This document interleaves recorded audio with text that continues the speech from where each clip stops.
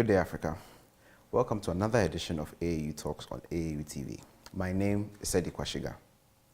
You can follow us on our Facebook page and our YouTube channel at the Association of African Universities.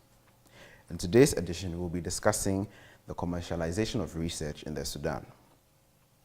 Let's pause here for a quick break, and when we return, I'll introduce our guests who will help us discuss the topic some more. Please stay tuned.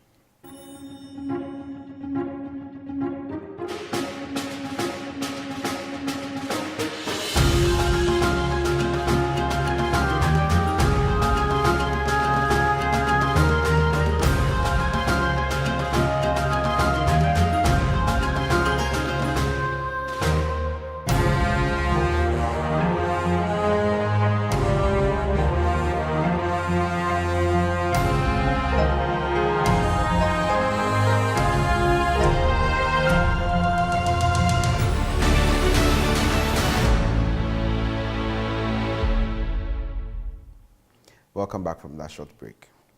As I mentioned before we went on the break, we are discussing the commercialization of research in the Sudan. And I have here with me Intisar Soghayroun, who is the Dean of the Deanship for Scientific Research at the University of Khartoum. She's an archaeologist by profession and is a member of the archaeology department here at the University of Khartoum. Welcome to AAU Talks, ma'am. You're welcome, thank you. Okay, so to begin with, can you just tell us what the state of research is here in the Sudan? Okay, the state of research, I believe that it is going well. People here are doing their best, despite the fact that there is meager resources as far as funding and other issues that you know all around Africa. But they are doing their job really.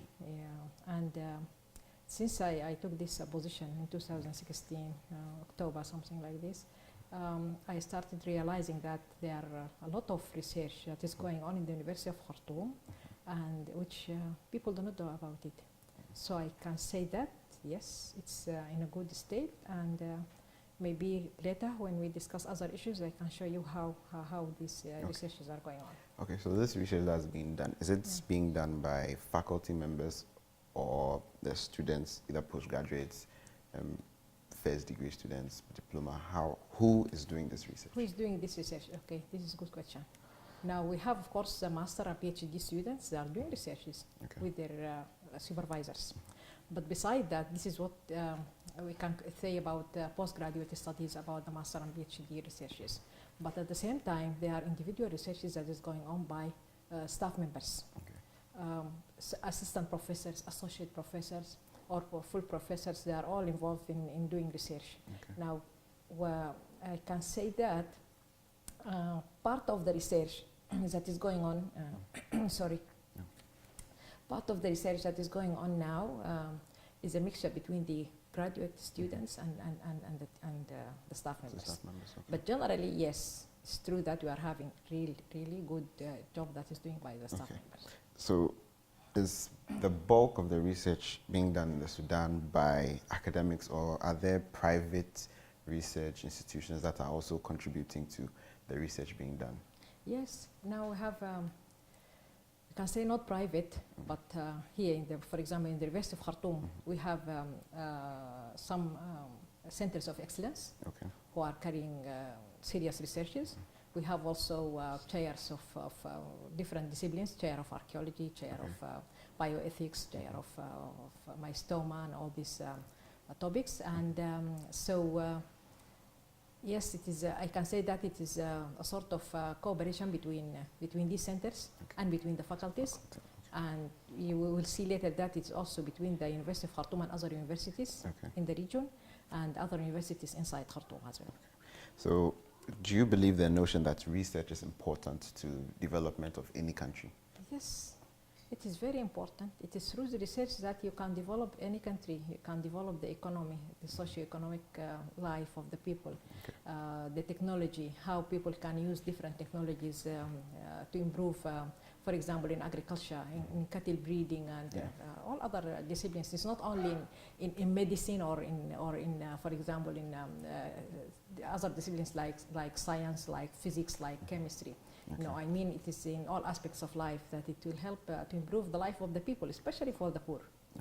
So most African scholars and academics tend to publish their research findings in journals rather than find ways to commercialize them.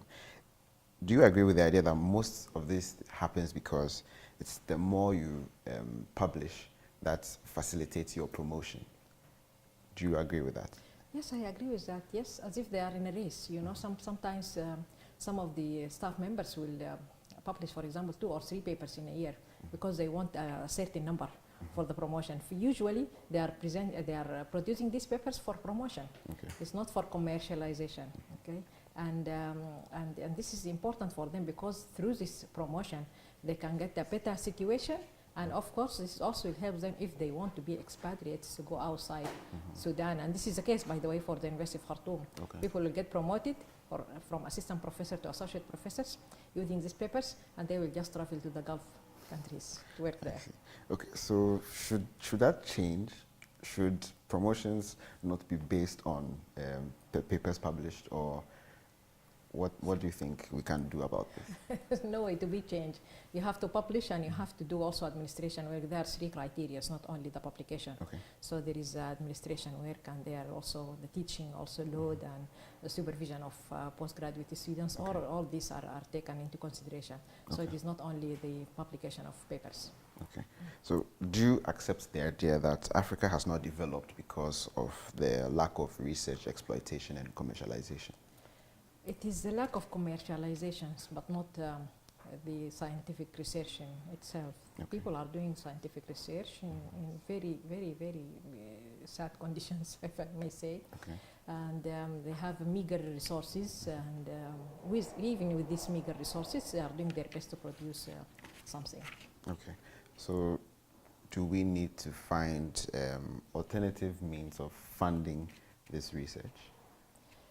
First, we have to say that our governments, you know that they have been convening for a long time. In 2007, for example, in Addis Ababa, they decided that at least 1% of of the GDP should be for at least 1% for the scientific research. But you know that even in Sudan, last year, the vice president of the republic, he said that, okay, now we are going to increase the percentage of that allocated for research. It's going to be 1%. That is what he said last year, actually, but nothing happened. Okay. And if we put into consideration that was decided in 2007, and we are supposed by 2020 to reach that level and more, not only 1%. So without this, of course, the leaders should follow the resolutions of the African Union. Yes. They are not doing it, of course. And of course, it depends on politics at the end.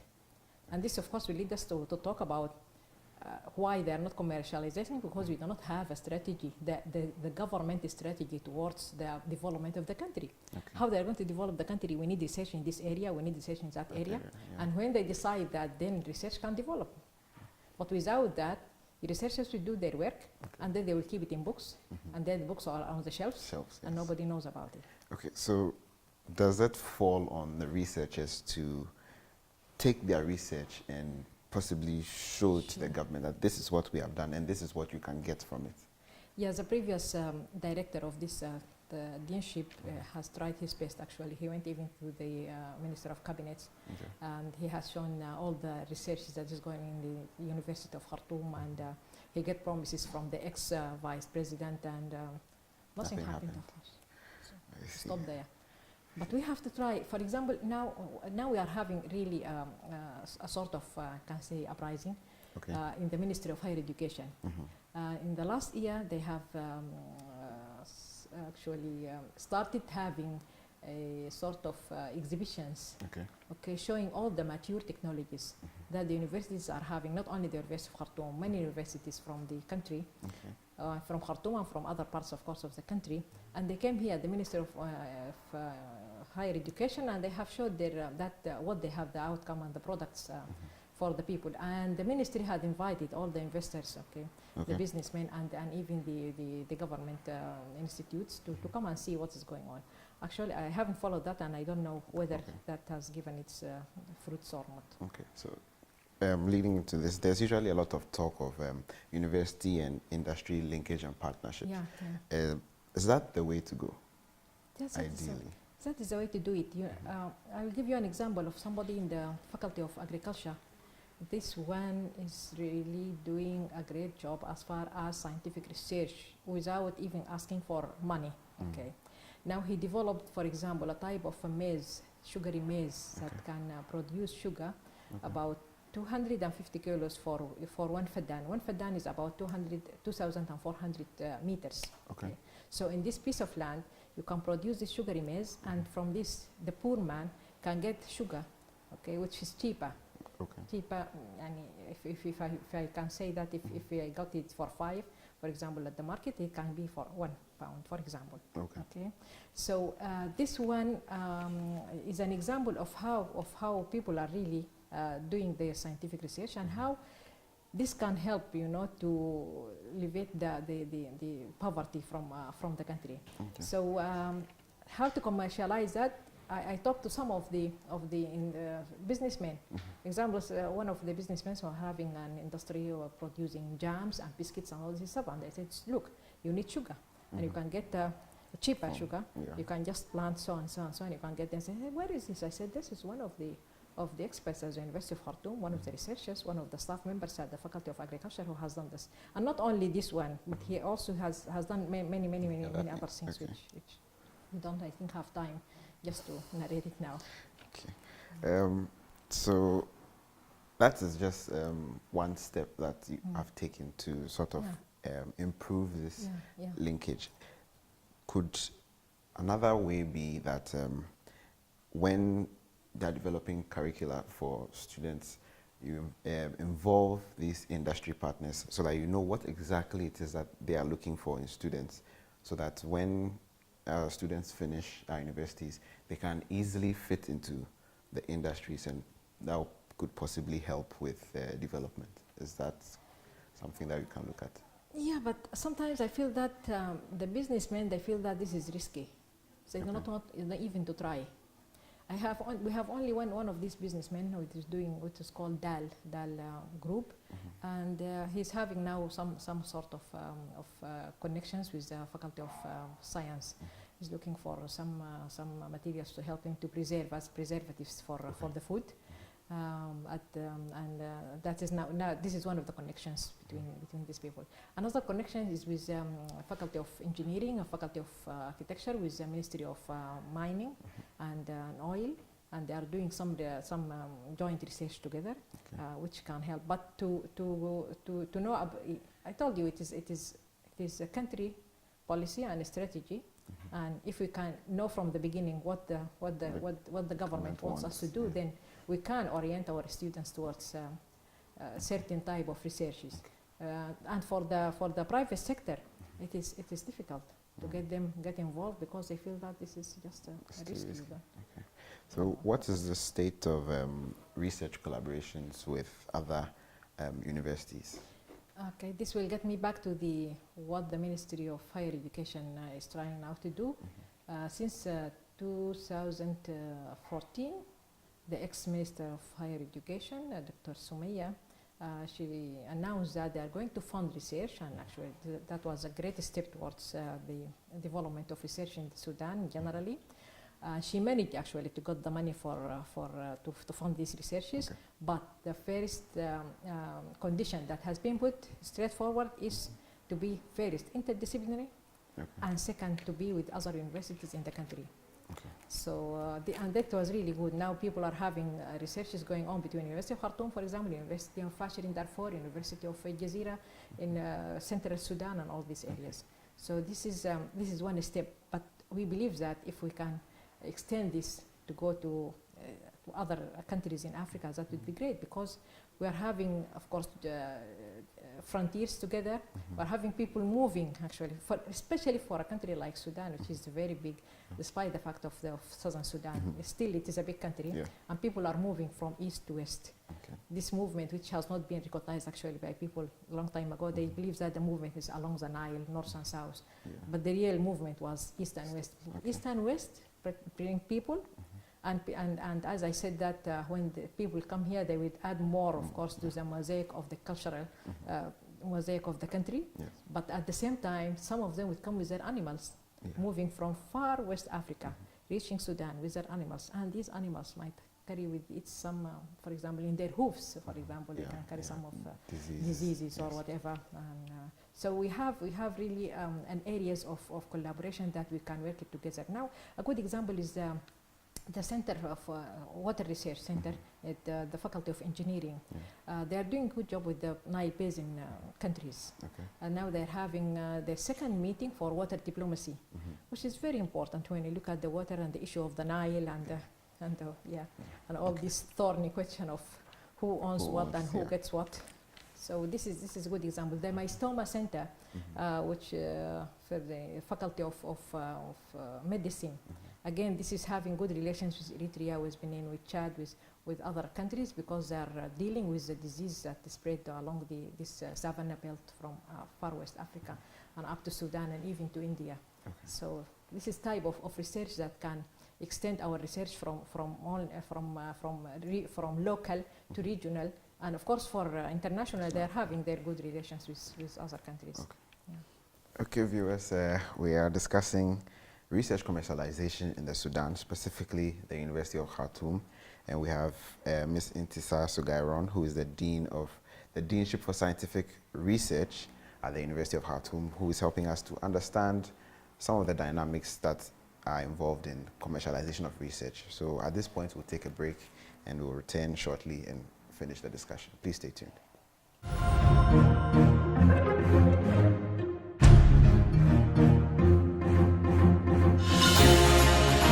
We have to stop عشان نقدر نشوف إنه كيف ونقدر نستفيد من التجارب بتاعت الناس التانيين في إنه نشوف إنه كيف دايرين نعلم الناس architecture، يعني to keep looking around لأي حاجة ممكن تكون فيها ideas، يعني نقدر إنه نكون creative و think out of the box من الأفكار already موجودة عندنا. ده ما من ناحية بس artistic ولا من ناحية شكلية، لكن من ناحية بتاعت substance بتاعت الاركتكشر نفسها، وإنه كيف إحنا ممكن to contribute للاركتكشر at large، يعني إذا كان building design or otherwise.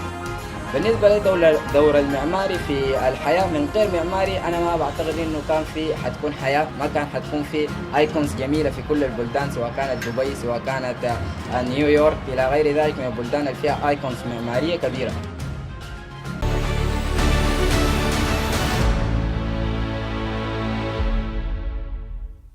Welcome back, viewers.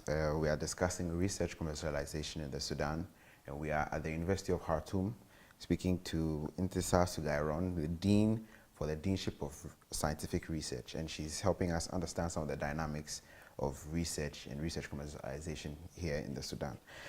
Okay, so Soghayroun, to continue, research usually has, the aim of research is to come out with some findings and some information.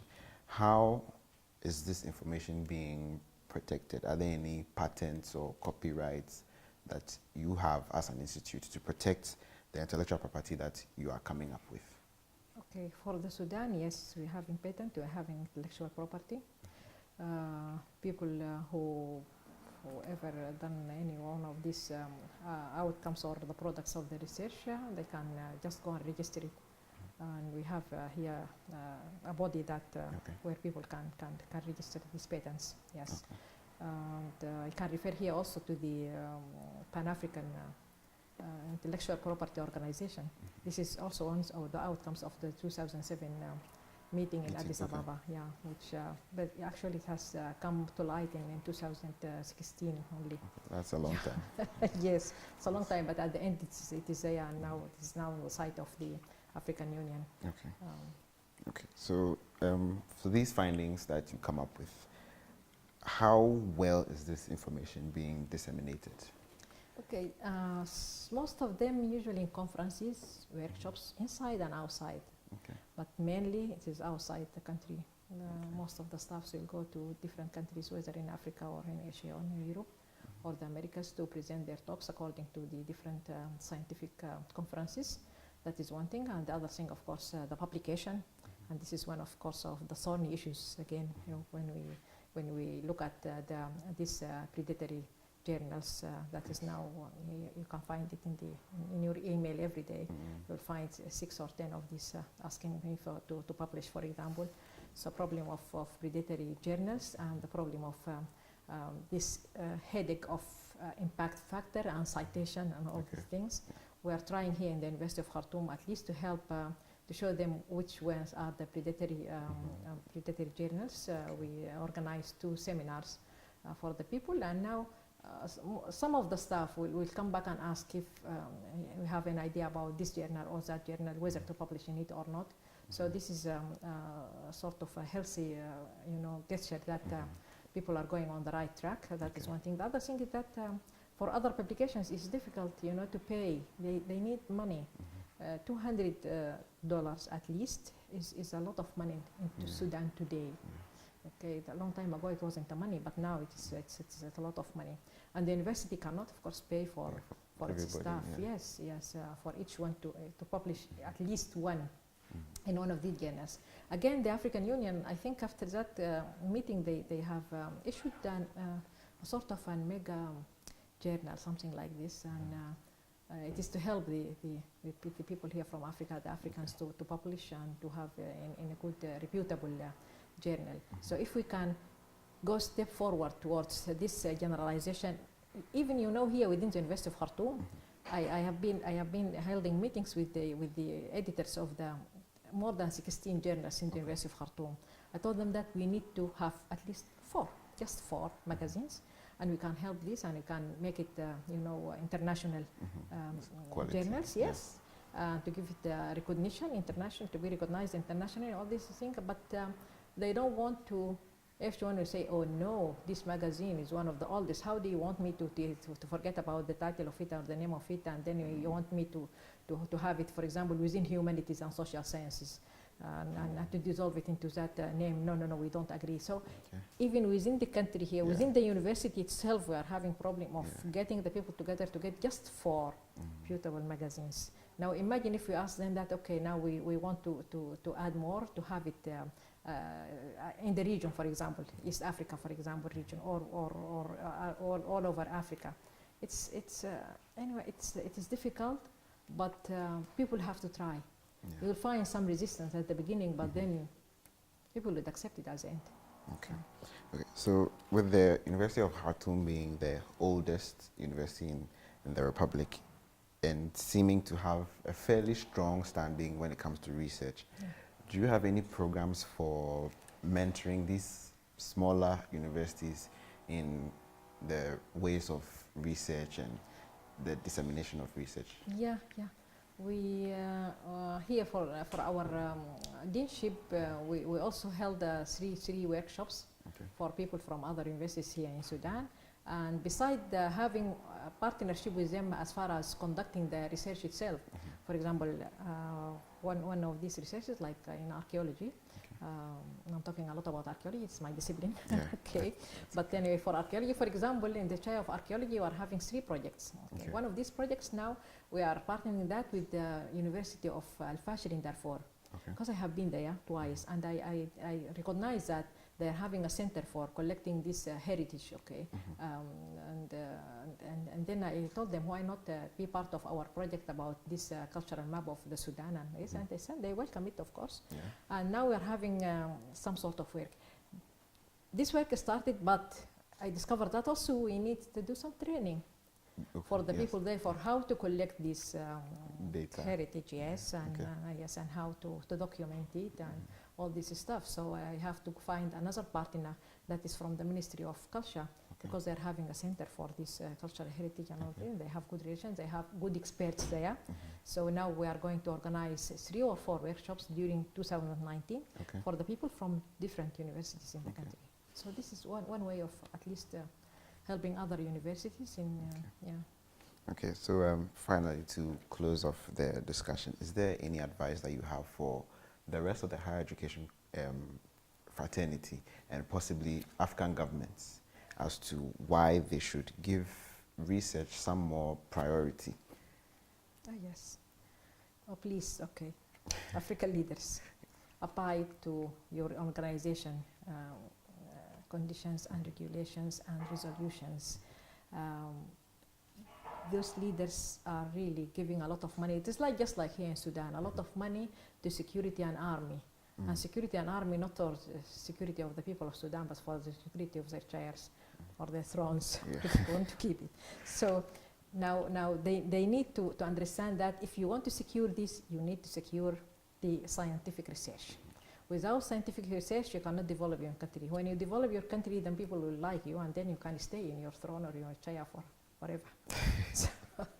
So this is one of the important things, really. It is important because if these people can change the constitution just to stay longer for some time more, how can we trust them that they are going to abide for resolutions coming or for decisions coming from the African Union? Okay, so I don't know how we can make it, but this is a real problem, and this is the main problem actually of scientific research, whether in Sudan or in other African countries. Okay. Okay, viewers, we have come to the end of another episode of AAU Talks. We're looking at research commercialization in the Sudan, and we're at the University of Khartoum speaking to Intisar Soghayroun, who is the Dean for the Deanship of Scientific Research at the University of Khartoum. She is an archaeologist by profession, and she's a member of the Faculty of Archaeology. I hope you have enjoyed this discussion and you have learned something. I know I have, and I ask that you please stay tuned and enjoy the rest of our programming. Thank you.